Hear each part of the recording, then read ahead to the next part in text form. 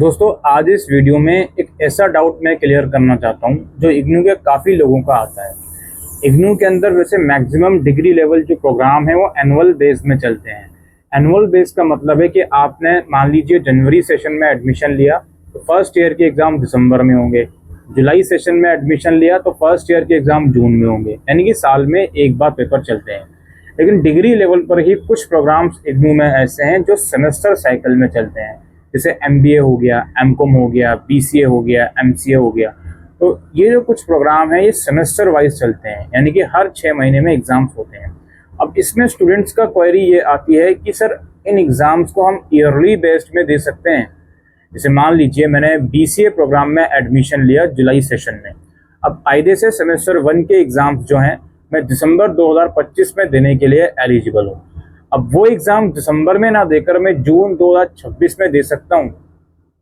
इसका जवाब है जी हाँ, आप दे सकते हो। इसमें कुछ कंडीशंस होती हैं जो आपको समझनी है।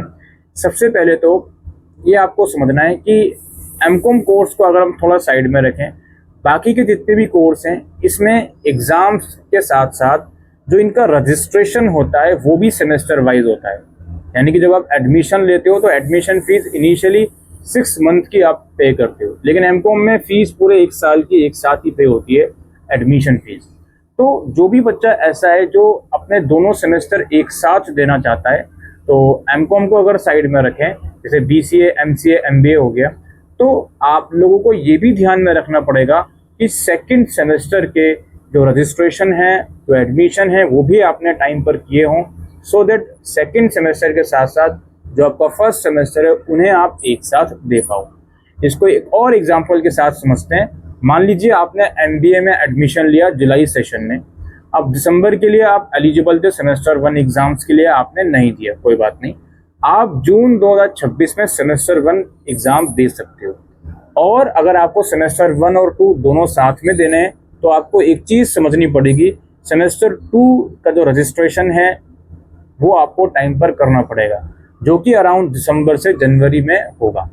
ठीक है, वो आप टाइम पर कर लोगे तो जाहिर सी बात है सेमेस्टर 1 भी और सेमेस्टर 2 भी आप एक साथ देने के लिए एलिजिबल हो।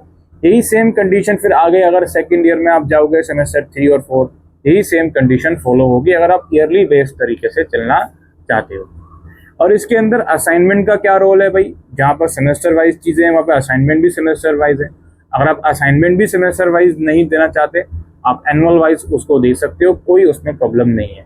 बस असाइनमेंट बनाते समय इन चीज़ों का ध्यान रखना होता है, जो भी आपका क्वेश्चन पेपर है वो पर्टिकुलर सेशन तक वैलिड हो, जिस सेशन में आप उसको जमा कर रहे हो। तो इन चीज़ों को आप लोगों को समझना है कि भाई ईयरली बेस्ड एग्ज़ाम देते समय किन चीज़ों का ध्यान रखना है अगर मेरा प्रोग्राम सेमेस्टर वाइज है तो।